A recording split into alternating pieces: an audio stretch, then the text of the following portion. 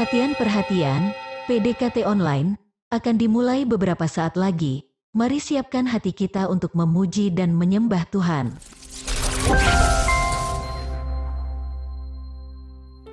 Shalom, Sobat DC Ministry yang terkasih dalam Tuhan Yesus. Kita kembali lagi berjumpa dalam PDKT online.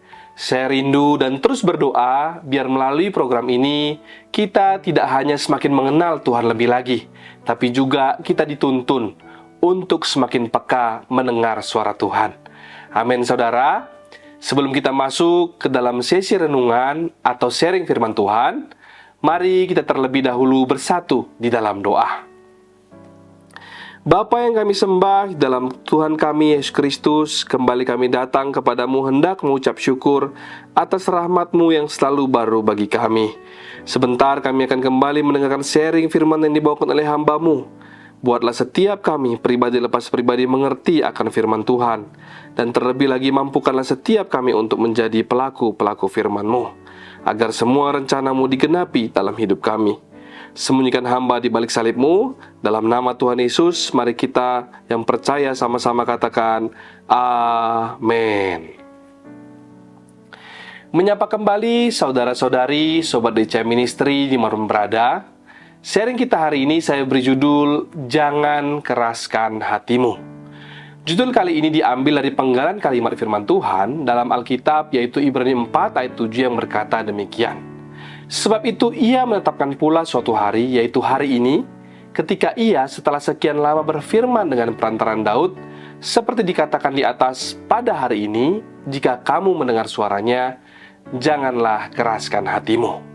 Selama masih disebut hari ini, artinya selama masih ada waktu, Tuhan pasti berbicara dan kita harus mendengar suaranya dan menurut akan apa yang Dia katakan. Tuhan bisa pakai siapapun yang dikehendakinya untuk berbicara kepada kita. Tuhan bisa bicara lewat pengkhotbah, mentor rohani, orang tua kita. Bahkan Tuhan juga bisa pakai apapun untuk bicara kepada kita, lewat masalah, keadaan, dan pergumulan apapun yang kita hadapi. Selanjutnya dikatakan, jangan keraskan hatimu. Penulis kitab Ibrani menegaskan supaya kita tidak mengeraskan hati. Pengalaman kehidupan bangsa Israel menjadi pelajaran yang baik bagi kita sebagai generasi gereja pada masa kini. Sebab orang yang mengeraskan hatinya kepada Tuhan, mereka justru akan mengalami kerugian yang besar dalam hidupnya. Bangsa Israel tidak saja mengalami kerugian secara materi, bahkan sebagian dari mereka juga binasa sebelum berhasil masuk ke tanah Kanaan atau tanah perjanjian. Mengeraskan hati ini sama artinya dengan menolak firman Allah masuk ke dalam hati seseorang. Tidak peduli seberapa baik firman itu diajarkan, atau bagaimana seseorang itu menyaksikan kuasa Allah, namun orang itu masih tetap memilih untuk tidak percaya. Seperti bangsa Israel yang ada di Alkitab, mereka telah menyaksikan banyak sekali mujizat, namun mereka tetap mengeraskan hati mereka terhadap Tuhan dan tidak percaya kepada Allah. Yang menjadi renungan bagi kita hari ini adalah bagaimana dengan kehidupan rohani kita. Apakah di antara kita ada yang masih sama seperti orang-orang Israel pada zaman itu? Hati kita hanya tertarik kepada hal-hal fisik yang dalam hidup ini dan bukan kepada hal-hal yang rohani dan lebih berharga. Atau apakah ada di antara kita yang membiarkan firman Tuhan berlalu begitu saja dan dengan keras kepala mengeraskan hati terhadap Allah, sekalipun kita telah melihat kuasa Tuhan yang nyata atas hidup kita maupun orang-orang di sekeliling kita. Pada hari ini, sekali lagi Tuhan hendak berbicara kembali kepada saudara-saudariku yang terkasih yang masih berkeras hati. Jangan keraskan hatimu. Sebenarnya, kalau kita mau jujur, apa sih untungnya kalau kita terus berkeras hati? Sebab seringkali kekerasan hati itu justru menghambat kita untuk maju, baik dalam kehidupan maupun dalam iman. Kita ambil satu contoh sederhana saja, ketika kita merasa terlalu gengsi untuk berbaikan dengan sahabat ataupun anggota keluarga sendiri. Kita ingin mereka yang memulai lebih dahulu, meski dalam hati kita sudah digerakkan untuk itu. Bukankah itu sering terjadi pada kita? Jika untuk masalah sepele saja sudah sulit, apalagi kita jelas-jelas salah dan harus meminta maaf. pasti beratnya bakal bukan main. Rasa gengsi membuat kita lebih suka mengeraskan hati dan membiarkan perselisihan itu berlarut-larut ketimbang segera menyelesaikannya. Tuhan kerap berbicara dan mengingatkan lewat hati nurani kita akan banyak hal. Tetapi kekerasan hatilah yang seringkali menjadi penghambat bagi kita untuk melakukan segera tepat seperti apa yang dikehendaki oleh Tuhan. Kita berlaku sebagai orang yang paling benar dan paling tahu segalanya, padahal itu semua hanyalah iming-iming yang dibangun oleh iblis di dalam pikiran kita. Memelihara kekerasan hati sama dengan memelihara dosa, sebab seseorang yang berkeras hati akan membuat seseorang itu akan kehilangan motivasi untuk melawan keinginan daging.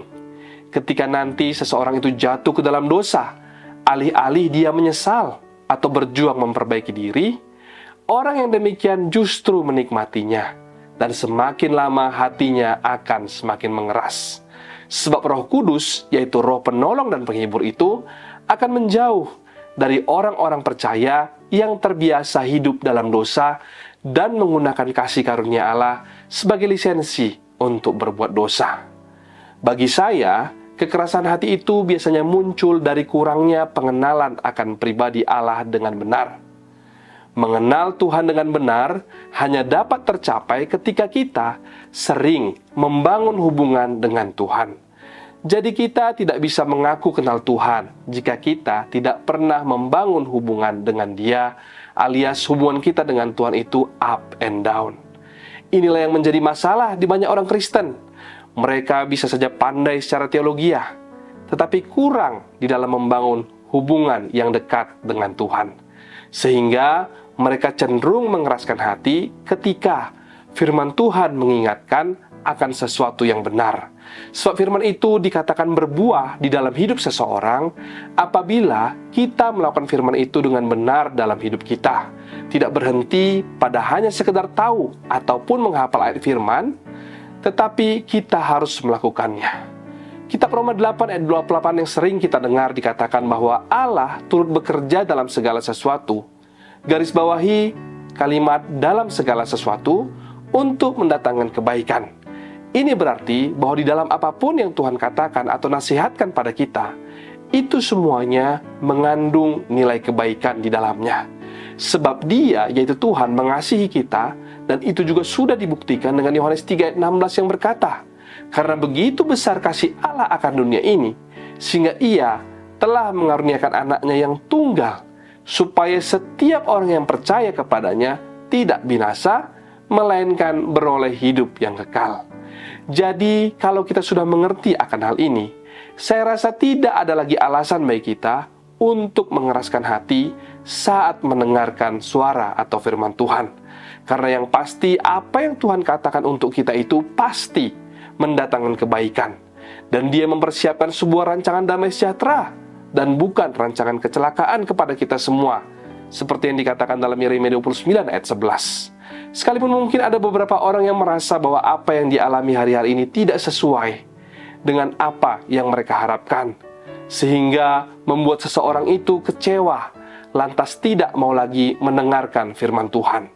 Percayalah saudara, kalau doa-doamu tidak dijawab sesuai dengan apa yang Anda minta, itu karena Tuhan tahu bahwa jawaban doamu itu, kalau sampai diberikan olehnya, bisa berdampak buruk kemudian hari. Atau kenapa doamu tidak terjawab? Sebab Tuhan sedang mempersiapkan sesuatu yang jauh lebih baik dari apa yang Anda doakan. Seperti yang dikatakan dalam Yesaya 55 ayat 8. Sehingga jangan lekas-lekaslah kita kecewa saudaraku. Mari kita ingat kembali kebaikan demi kebaikan Tuhan dalam hidup kita hari ini. Kalau saudara dan saya hari ini masih diberikan Tuhan nafas kehidupan, kita sudah selayaknya bersyukur kepada Tuhan. Sebab banyak hari ini orang-orang yang mesti membayar oksigen untuk bernafas. Saya percaya orang tersebut pastilah sangat berharap dalam hatinya untuk bisa kembali ke rumah bersama dengan keluarganya, memuji dan memuliakan Tuhan, dan juga mendengar kembali suara Tuhan bersama-sama. Oleh sebab itu, saudaraku yang terkasih, bagi Anda yang masih mengeraskan hati, segeralah lembutkan hatimu. Jangan sampai kita kehilangan kesempatan berharga ini. Jangan sampai terjadi sesuatu atas hidup kita, baru kita sadar semuanya sudah terlambat. Saya ngomong seperti ini bukanlah untuk menakut-nakuti, tetapi agar kita tetap waspada dan terus berjaga-jaga. Karena tidak ada satupun kita yang tahu kapan Tuhan datang, bukan? Mari kita lembutkan hati kita. Tuhan rindu kita untuk duduk mendengarkan Dia di kakinya seperti Maria. Amin, saudara. Hari ini seperti biasa saya akan bagikan beberapa poin yang dapat kita pelajari dari sharing kita hari ini.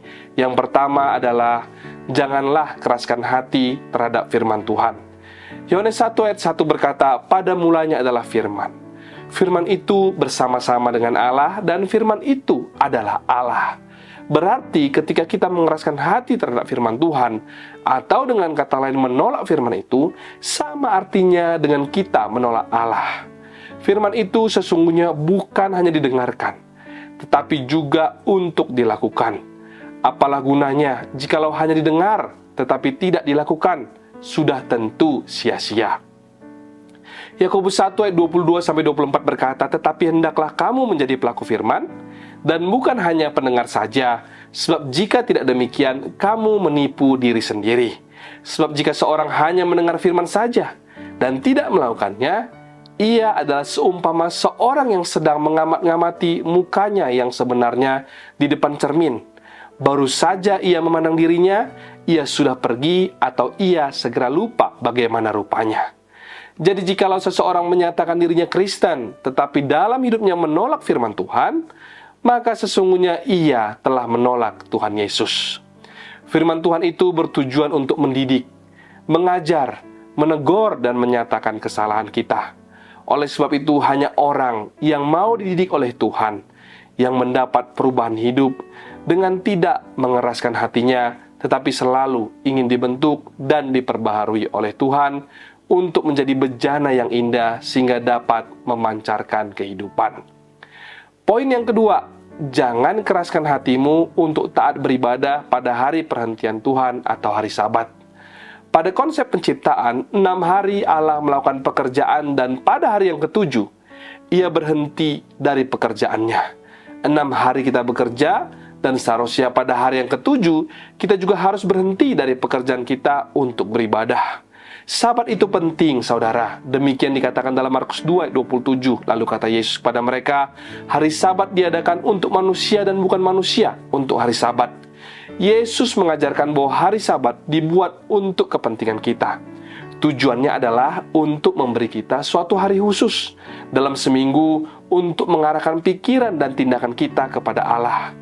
Itu bukan hanya sekedar hari untuk beristirahat dari pekerjaan, tetapi lebih kepada memperlihatkan komitmen kita untuk menghormati dan menyembah Allah serta menjaga perjanjian kita, dan itu semua akan memberikan kepada kita perspektif kekal dan kekuatan rohani, menjadikan kita lebih dekat kepada Tuhan dan juga kepada keluarga kita. Itu tadi 2 poin penting dari sharing kita hari ini. Saya ulang kembali. Yang pertama, jangan keraskan hatimu terhadap firman Tuhan. Dan yang kedua, jangan keraskan hatimu untuk taat beribadah pada hari Sabat. Demikian sharing hari ini. Mari kita bersatu di dalam doa. Tuhan Yesus yang baik, terima kasih buat firman-Mu yang mengingatkan kami untuk tidak berkeras hati terhadap firman Tuhan. Karena sesungguhnya Tuhan begitu mengasihi kami dan selalu merancangkan kebaikan atas setiap hidup kami. Ajar dan mampukanlah kami ya Tuhan untuk selalu hidup dalam kekudusan dan ketaatan, biar seluruh rencana dan kehendak-Mu atas hidup kami boleh digenapi. Kami juga mau terus menopang dalam doa semua sobat kami yang ada dalam pergumulan, baik itu dalam rumah sakit penyakit, keuangan, pekerjaan, kuliah, atau apapun yang mereka hadapi hari-hari ini. Kami berdoa dan bersepakat di dalam nama Tuhan Yesus, semua kami akan keluar menjadi lebih daripada pemenang. Dalam nama Tuhan Yesus, mari kita yang percaya sama-sama katakan, amin. Mari kita buka hati dan angkat tangan kita untuk menerima berkat dari Tuhan. Terimalah kiranya berkat dari Allah Bapa, cinta kasih Tuhan Yesus Kristus, penyertaan Allah Roh Kudus akan menyertai hidupmu mulai hari ini, bahkan sampai kali yang kedua Tuhan Yesus datang menjemput kita. Namamu tercatat di dalam kitab kehidupan. Dalam nama Tuhan Yesus yang percaya dan diberkati, katakan bersama, amin, amin, amin. Tuhan Yesus memberkati. Shalom dan sampai jumpa.